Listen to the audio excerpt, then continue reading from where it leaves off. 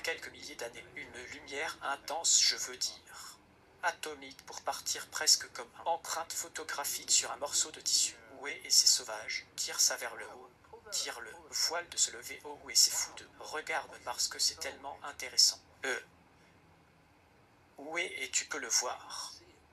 Que c'est représente un homme hébreu du 1er siècle, parce que la coiffure était du 1er siècle et une coiffure hébraïque utile.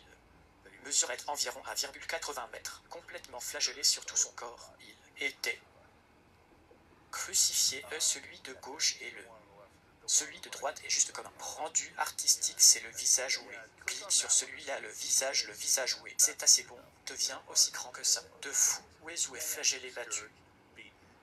Un serra, les blessures sur les épines, les mains, les pieds et le flagellation et la coiffure étaient du 1er siècle et les pollens.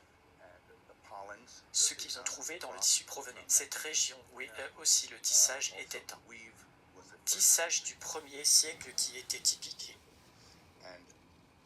Un autre gars, un archéologue que je connaissais qui a réellement traduit la Passion en l'araméen m'a dit que si vous regardez de près, vous pouvez voir l'image d'une pièce de monnaie qui mettait une marque sur les yeux. Maintenant, je ne sais pas si c'est réel ou pas, je n'ai jamais vraiment vérifié ça, mais qu'il y a des images de Tibère sur la pièce pour qu'ils mettent les pièces sur les yeux.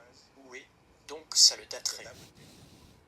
Mais ils ont maintenant vérifié que c'était le cas. Cela remonte en fait à cette époque, période pendant laquelle ils ont testé des pièces qui avaient été réparées dans le 13e siècle.